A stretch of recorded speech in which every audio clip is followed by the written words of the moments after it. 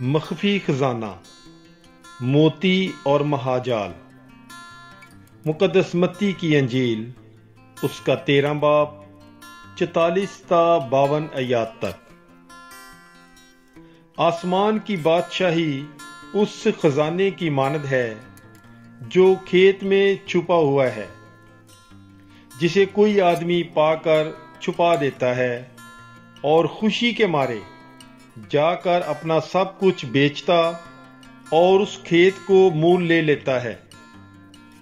پھر آسمان کی بادشاہی اس سوداگر کی مانند ہے جو عمدہ موتیوں کی تلاش میں ہے۔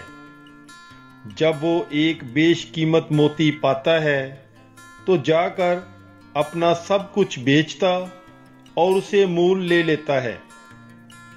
پھر آسمان کی بادشاہی اس مہاجال کی مانند ہے جو جھیل میں ڈالا جاتا اور ہر طرح کی مچھلیاں سمیٹ لیتا ہے۔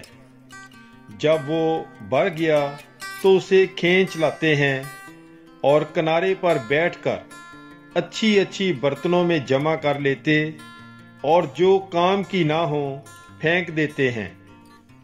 دنیا کے آخر میں ایسا ہی ہوگا۔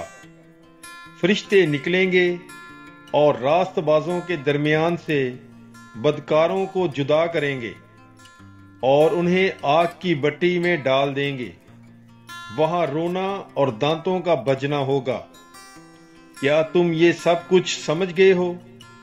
انہوں نے اس سے کہا، ہاں۔